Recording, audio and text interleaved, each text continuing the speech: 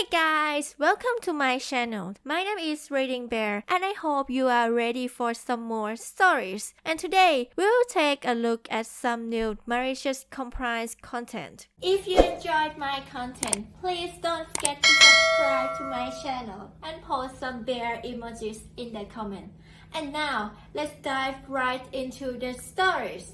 First one is titled, My Army Shot Records Aren't Good Enough? Cool. Here's my whole VA file. Alright fellow appreciators of absurdity and pettiness, here's a satisfying medium-length read to get you that much closer to the weekend as you grind away at the hamster wheel that is the American workweek.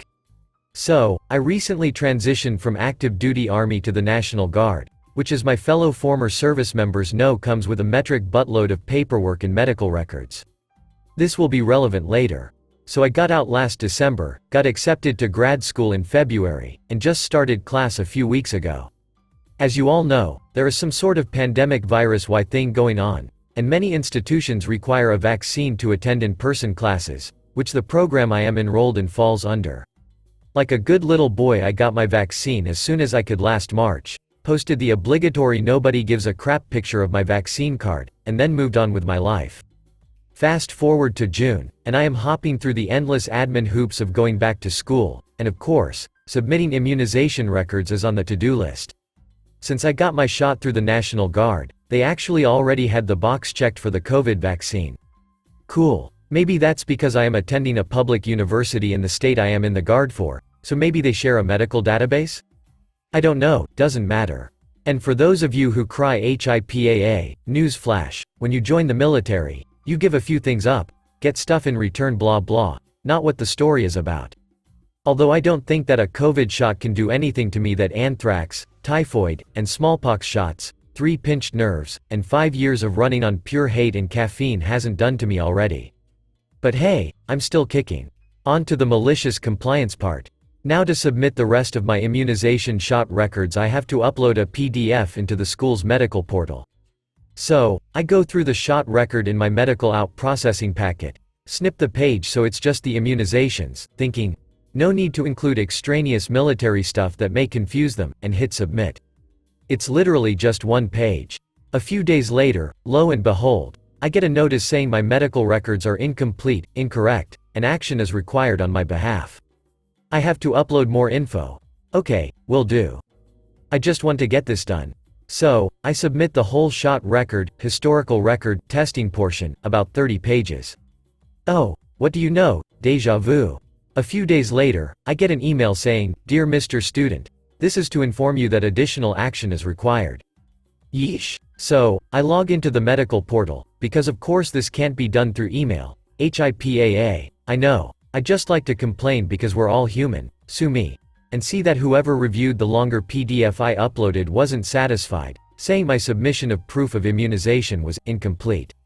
Okay, fine. You know what? We'll play that game. I go dig through a closet and find the folder that has my out processing stuff from active duty. The thing is, when you get out, they give you a physical, hard copy of your medical records on CDs in addition to all the digital stuff, as well as what they send to the VA. My medical records were long enough to require 2 CDs. So, copy them to my laptop, then upload them to the school's medical portal. All 745 pages of CD1 and 300 pages of CD2.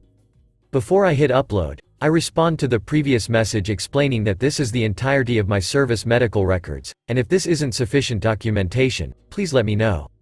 This was in maybe late July, early August.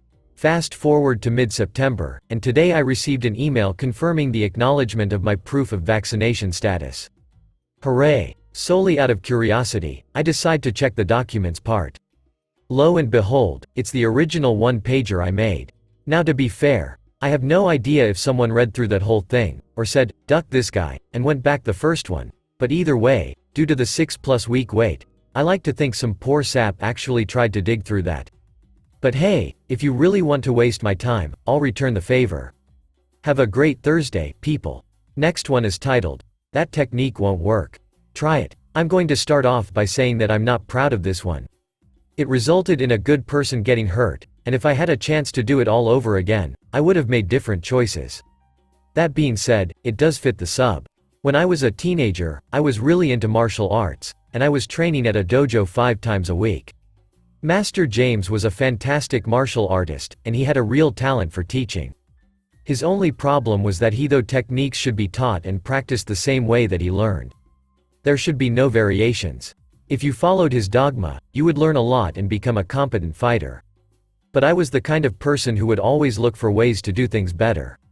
One day, I was teaching the newer students how to do a shoulder throw. You would grab hold of someone's arm, put your back to their chest, and throw them over your shoulder. I started by showing them exactly how I was taught. Then I told them, we won't be doing this in practice, but if you want to really hurt someone, you can rotate the arm inwards like this. Rotating the arm gave you the same leverage to perform the throw, but it would put additional pressure on the shoulder, bending it in an unnatural way that would damage the rotator cuff. Master James heard me saying this and told me that the technique wouldn't work with that kind of modification. I tried to explain my rationale behind it, but he wasn't open to dissent, and he wanted to prove me wrong. He told me, try it on me, do it like it's a real fight. Here's the thing. I knew it would work. I knew it would hurt him. Even so, he asked for it, so I should do it, right? That's what I thought anyway. So, with the whole class watching, I did the throw. I rotated the arm, and I could feel him resisting at first. Then he must have felt what was happening, and the only thing he could do was go with it and try to minimize the damage. But it was too late. I threw him down onto the mats and felt a pop against my shoulder. Master James laid there for a few moments, breathing heavily. Then he stood up, without using his right arm, and addressed the class. We are going to stick to the techniques that I taught you. His right arm was in a sling for the next month. Next one is titled, Subway Time Theft MC Costs Franchise Owners Much More Than Our Less Than $7 an Hour Minimum Wage. About 15 years ago I was in high school and started working at a new Subway in my town. This was right when the decor changed from a NYC Subway map to the vegetables and crap all over the walls. The owners were very adamant that we only got paid for our schedule, and not for the actual time we worked. I didn't think much of it because I never really had a job before. It was after my first few shifts that I realized this was bullcrap. I'd get paid for working 5 to 8, but I'd have to stay until almost 9 because the dinner rush was rough and prep needed to get done. After a few pay periods, we high school employees raised the question with the owners and told them our time slips didn't match our paychecks. They said we knew that we only got paid for our schedule and not total hours worked. At the time, a buddy was dating a girl whose mom worked for the state doll. He brought up the issue with his girlfriend's mom and got an investigation started. The problem with the state labor department is that investigations were announced ahead of time. They were notified that the state was interested in pay discrepancies, and were going to review payroll and compare it to the time clock records. But those gears ground slowly. Before the hammer fell, we had a new policy quickly implemented that said we were only allowed to work the hours we were scheduled and not a minute more. Cool, glad that's in writing. Things went okay for a few weeks with only occasional managerial grumblings about having to work more now that we left at our time on the dot. Then our city hosted a travel baseball tournament at a park about a mile from our store. You can probably see where this is going. We get busloads of people in our little shopping complex and a line out the door when my shift ends at 1 o'clock. Deuces guys. The manager, owner's son is in his office watching The Matrix when I go and clock out. He gets all pissy about the line and says I have to stay and help. I asked if I'd get paid for the extra time. He said, "You only get paid for your scheduled time," and trailed off. He knew he was ducked. He didn't have the ability to authorize more payroll expenses without also calling his management into question. Sorry. As I'm walking out the front, we weren't allowed to park in the back near the door. We had to park in Genpop parking and walk out the front door. He starts following me out and shouting. In front of customers, he fired me on the spot and demanded I give back my Subway shirts. No. You took $15 per shirt out of my first paycheck. They're mine. He followed me out into the parking lot cussing me out in English and Spanish until I drove off. The line was still there when I pulled out. I found out later that afternoon that 2 other people quit after their shifts ended because the job was crap, the pay was crap, and the mother duckery was boundless. The absentee owners eventually called each of us and asked us to come back.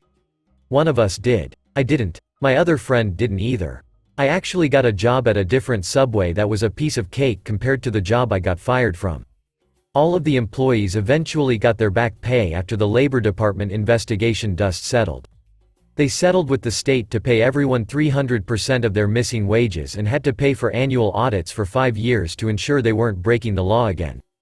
It got so bad that Subway's parent company, Doctors Associates, sent a team down to dick-slap the owners into compliance with state and federal labor laws. All this because they didn't want to pay us our minimum wage for the extra half hour or so per day. Next one is titled, Signed and Dated from a Supervisor, Like You Asked. So, I am the head of a small, niche department in a pretty nice-sized hospital. The hospital has over 500 employees covering 3 shifts, so it's not surprising that we don't know each other. As a nice-sized hospital, we have a bunch of bullcrap that has to get done in order to get anything from printer paper and pens to monitors and desks. No problem, I get it. The person who used to do our office supply order for the last 10 years left, and as the department head I picked up this small task. Last week, I filled out the order form for a few boxes of pens, sticky notes, folders, and random other small items. I wrote my name next to person making order, then I put my name and signature next to supervisor's name and signature, and emailed it to our purchasing department. I get a sharply worded email back stating that anyone making an order must get their supervisor's signature on the form before it's submitted and that they will not be processing my order. I explain that my supervisor is one of the VPs and that she has a lot going on. I also explained that I am a supervisor, so the point is kinda moot. She responds back stating that it doesn't matter if I am a supervisor. All orders must be signed by the supervisor of the person making the order. I took the same order form, scribbled out the name of the person making the order, and next to it I wrote the name of one of my employees. I then emailed it right back to the purchasing person. Got my supplies today. Last one is titled, How I Got a Dangerous Workshop Repaired. So, I know what people are going to say, if it was dangerous why not just report it to health and safety? And my answer is that I am thick as mince, plus I've seen how they butchered the workshop of another department putting insane, safety, measure in place that do little to actually protect people and mostly just get in the way. The safety person is only technically qualified, meaning they're an office worker that went on a course about it once, go figure. So, the situation was, I was working in a machining workshop, mill, lathe, surface grinder etc. And it's old and worn out. Everything needs maintenance but either management don't give us the time, it needs new parts that management won't buy, or it needs a proper service from a professional that management won't get in. Then someone in health and safety asks about safety checks, which the manager in charge sheepishly mentions there are none, officially at least. We have the sense to do them anyway. And so weekly safety checks are put in place, more paperwork, but I don't mind. Knowing this manager, he expects them done like all other safety checks in the factory. Unless it's going to kill someone, sign to say it's okay anyway and let him know so it can be fixed later, that way the machines don't get stopped constantly. But I realize the potential. Want me to do the checks? Sure, I'll do the checks perfectly. Spindle break on the lathe is worn out? Fail, locked off, nobody can use it till it's fixed. No emergency stop on the big drill? Fail, locked off, nobody can use it. Plastic housing for the wiring on the mill is broken? Fail, locked off, nobody can use it. Safe to say, he wasn't happy, but what can he do? It's all recorded on paper and machines in the factory are stopping because they need parts making. Then came the big one. For a while we've noticed machines getting damaged overnight. Night shift shakes fist. But we weren't sure how. All the machines are on key locks and we have the only keys. I come back after break one day and find a machine operator turning on a bench grinder to sharpen a knife. Cue some colorful words about what he thinks he's doing. Why it's wrong, what I'll do to him if he does it again, and I ask how he turned it on. Turns out someone from night shift told him the lock is old and worn out and basically any similar key will work just fine, no matter what the bidding. So, I go round to check and sure enough my locker key, the kind everyone in the factory has, turns on every machine. Some even worked with a screwdriver or just using the back end of another key because there was no lock left inside. Fail, fail, fail, everything fails, whole workshop stopped. If this was a cartoon the manager's ears would be leaking steam by now. He insists that this doesn't count as a fail because reasons. Then that those locks with keys that control power aren't keyed interlocks and so I don't need to check them before finally just insisting it's okay and I should pass it because he says so. Sure, I said, just put it in writing that it's you saying it's okay, not me. Sure, back down quick then.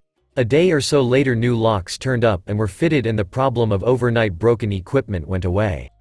In the end the manager got an earful from his bosses about production delays and another from health and safety when they found out these issues had been reported for a long time without anything done about them. In all though he got away pretty clean besides the bruised ego.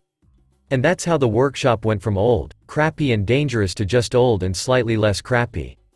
Thanks for listening.